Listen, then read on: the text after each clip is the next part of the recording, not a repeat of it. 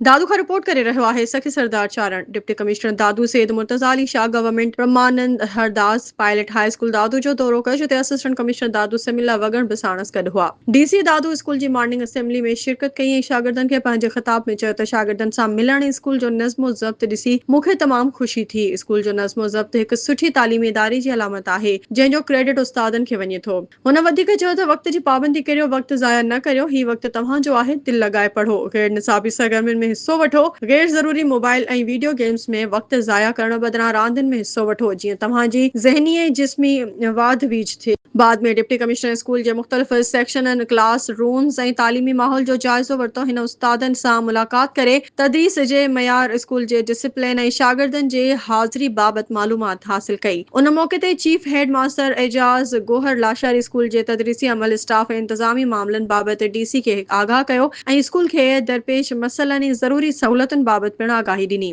Deputy commissioner दादू school इंतज़ामिया ऐं उस्तादनि जी कोशिशुनि खे साराहींदे चयो त ज़िले इंतज़ामिया लाइ सरकारी स्कूलनि में मयारी तालीम जी फराहमी पहिरीं तरजीह आहे। हुन शागिर्दनि जी तालीमी ऐं हम निसाबी सरगर्मियुनि में भरपूर शिरकत जी पिणु तारीफ़ कई। आख़िर में डिप्टी कमिश्नर स्कूल लाइ घुर्बल सहूलतुनि जी फराहमी ऐं पेश कयल मसइलनि जे जल्द हल जी ख़ातिरी कराईंदे चयो त ज़िले इंतज़ामिया हर मुमकिन सहकार जारी रखंदी।